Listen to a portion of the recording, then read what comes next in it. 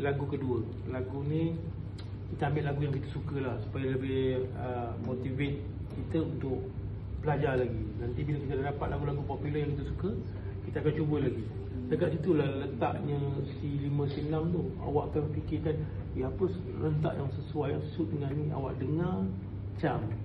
Dan tips dia adalah rentak-rentak yang awak dah tahu. Jazz macam mana, ballad macam mana. Lagu ni lagu ballad, cari lah ballad. Dia akan lebih memendekkan masa kita mencari. Sebab dalam ni banyak. Kalau kau tengok kat sini sampai berapa ni, kan banyak. Lepas tu yang dah siap music database, yang dah ada lagu-lagu yang dah ada ni, dia dah siap buat. Kita tukar kepada kita punya je.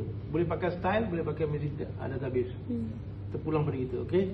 Sekarang ni lagu yang kita nak tengok ni ialah lagu dia ballad, lagu yang rentak dia, dia punya tempo dia lambat kan. Kalau saya cuba 026. Kita cuba dulu. 026. Okay, tulis.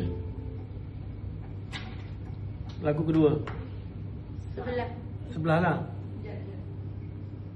Okey, okey ni. Bagus tu. Kemarin. Okey, style saya cuba ambil style saya ambil 026. 026. Voice pun pakai sama je. Sama je. Tempo 70. Tempo 70. Okey. Jom kita test. Okay. Tengok sini.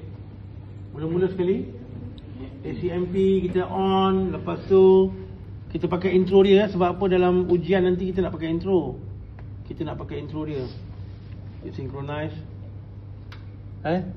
Jadi lagu ni pada ingatan saya lah, dia guna A minor. Nanti kalau key tak kena, kita tengok macam mana cara dia. Okay. Lepas tu kita tekan A minor.